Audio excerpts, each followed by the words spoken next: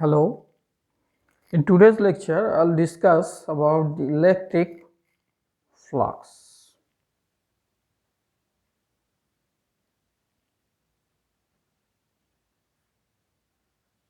Now, the electric flux is defined as the normal component of the product of the normal component of electric field uh, and the area over which we are to determine the electric flux. So, flux over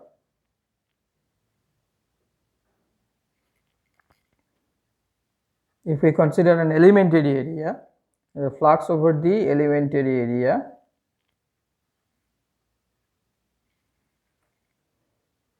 dA, this is E dot dA. This is the normal component of the electric field, normal to this radial vector. So, normal component of the electric field and the area, the magnitude of the area, the product of these two gives the flux over that elementary area. Now, we consider the charge. Our charge is here at the origin of the coordinate system, and we consider a surface, a closed surface, spherical surface of radius r, and suppose this is the elementary area at the radial distance r. So, the total flux over this closed spherical surface, it will be closed integral E dot dA. So, the electric field will be, as we have earlier determined, the electric field will be 1 over 4 pi epsilon naught q over r square r hat is the unit vector along the direction, along the radial direction, and this vector, this radial vector, elementary radial vector can in spherical polar coordinate system is given by r square sine theta d theta d phi r hat. Its direction is also radial. So, the product will be 1 over 4 pi epsilon naught q sine theta d theta d phi. Now, separating the variables and taking different limits, we get sine theta d theta, the limits will be 0 to pi, and in case of phi the limit is 0 and 2 pi. So, it will give you 4 pi epsilon naught, the value of this integral is 2 and this 2 phi. So, you will get q over epsilon naught. So, the total flux over the closed spherical surface, over any closed surface, if we consider in any irregular surface, but if we consider the closed surface, then also the flux would be same. Here we have, for the convenience, we have considered the spherical surface. So, this charge is actually the total charge enclosed by this closed surface. So, this charge can be written in this way: integration E dot dA. In general form, we write it as Q enclosed. Without writing Q, I have written here Q enclosed. Q enclosed is the enclosed charge, the charge enclosed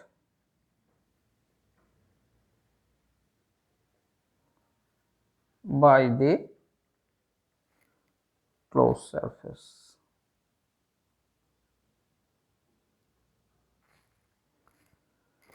And this is the integral form of Gauss law. So, this is Gauss law in integral form.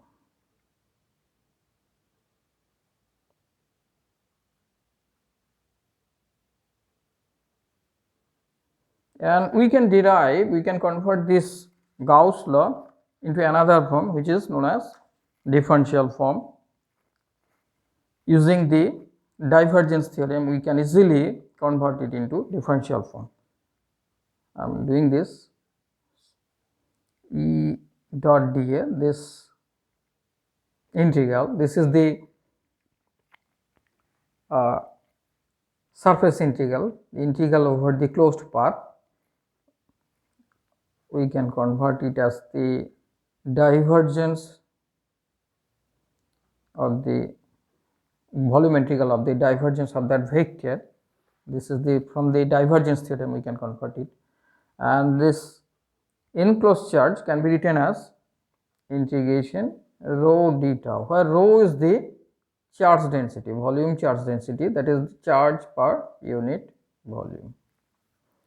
So I am writing the Gauss law using this divergence theorem, So we get divergence E dV, the left hand side, the surface integral is written in this way, and on the right hand side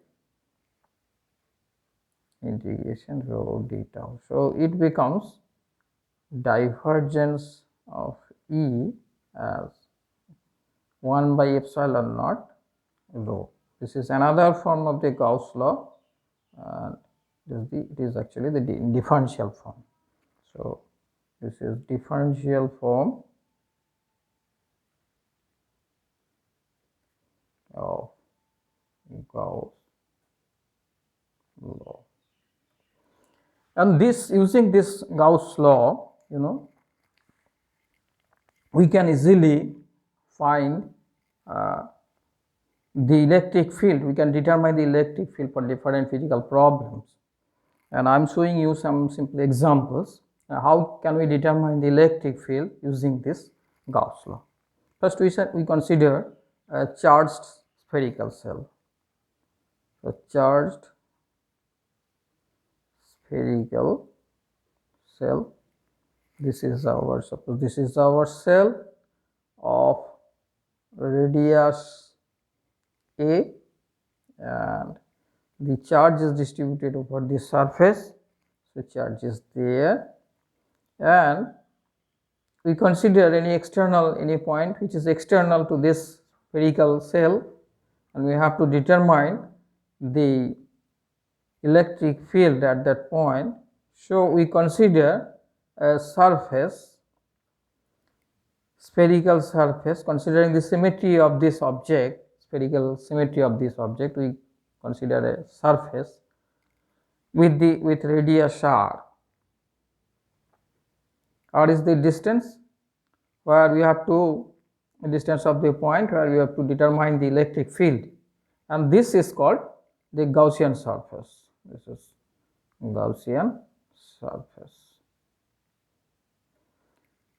So using this Gaussian surface and the Gauss law, we can write E dot dl. First I am writing the Gauss law, U enclosed. So since all the points on this surface are equidistant from the point, the spherical surface of the cell, and that's why the electric field will be same at all points on this Gaussian surface, and so that the electric field is constant, and we can take the electric field out of this integration sign. So we can write E dl, and the product, since the electric field is normal to at all points on this surface, so the product will be E into dl, and it will be 1 over epsilon naught. The enclosed charge is q, because the q charge is there on the spherical cell surface. So it will be, and sorry, it will be E dot dA. This is actually this surface area. So it will be the elementary surface area, and it will be 4 pi r square as we have considered the spherical surface of radius r, so the surface area, the total integration gives the surface area of the Gaussian surface, so it would give you 4 pi r square, and finally the electric field will be 1 over 4 pi epsilon naught q over r square, and if you take the vector sign, it would be radially outward if we consider the charge to be positive. So this is the electric field at any point outside the spherical shell. Now if we consider any point inside it, inside the spherical shell, then it is easily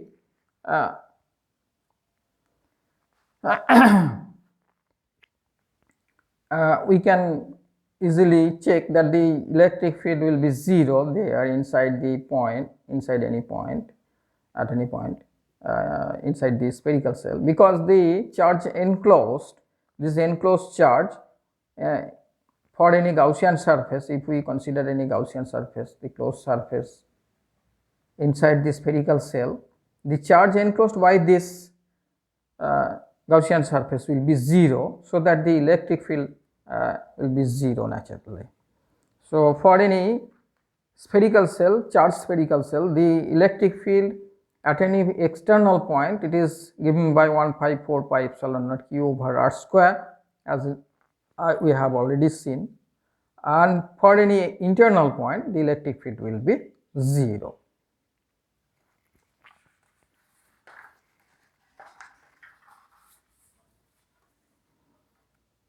Next we consider another problem.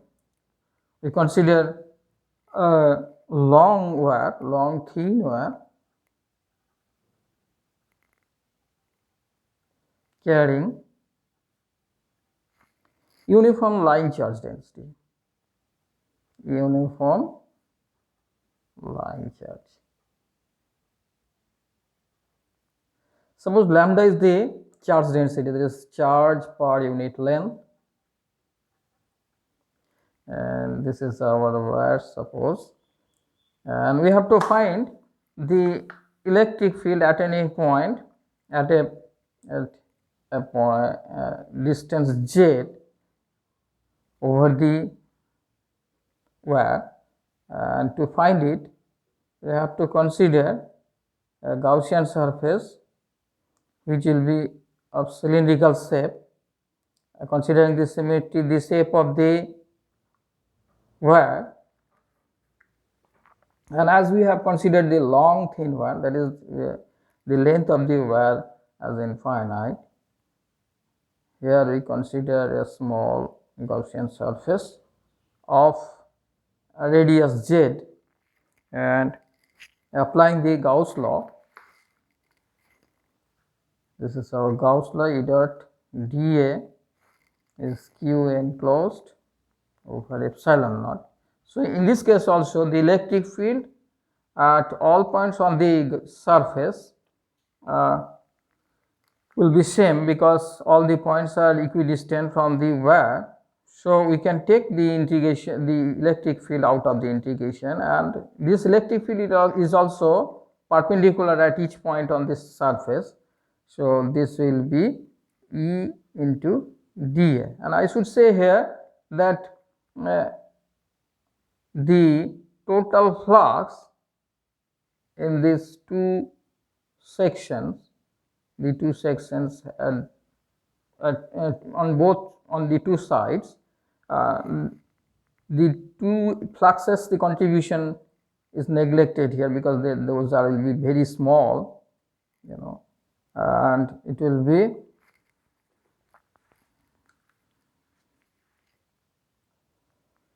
so the total charge enclosed by this surface, it will be lambda L over epsilon naught, or we can write 2 pi z L. This is our area, lambda L over epsilon naught. Finally we get as 1 over 4 pi epsilon naught to lambda over z. So this is the electric field for a long thin wire carrying uniform line charge density, the electric field at any point at a distance z from the wire can easily be determined from this Gauss law. And we consider another problem. As we have determined the electric field, as we have seen that the electric field can be determined using the Gauss law, So, if you are asked to determine the potential, after finding out the electric field, you can easily determine the electric potential. So, we again consider the charged spherical cell. As we know the electric field, we have already determined this. First, we consider any point, we have to determine the potential of the charged spherical cell. So, what we will do? We use the definition of determining the electric potential. So, for any point which is external to the exterior to this spherical cell. So, for any point r greater than a, which is that the point is exterior to the spherical cell, you can write phi r, the potential. According to the definition, it will be integration infinite to r, infinite, this point is the standard reference point, E dot dl. So, 1 over 4 pi epsilon naught q over r prime square dr prime infinite to r, and finally you will get 1 over 4 pi epsilon naught q over r. So, this is the electric potential for any point which is for a charged spherical cell, for any point which is external to the surface. And next we will determine the potential for any point where r is, that is any point interior to this. We consider a point here. So, the potential will be minus. So, what we have to do? We have to take it in two parts. First, we have to take the integration from infinite up to this surface, because there is a discontinuity, there is a surface charge here. So, the integration will be like this, E dot dl, and then from A to that constant point, that particular point inside the spherical cell. And as I said earlier, that the electric field inside this charged spherical cell is 0. So, this part is 0. So, naturally we will get 1 over 4 pi epsilon naught q over r prime square dr prime,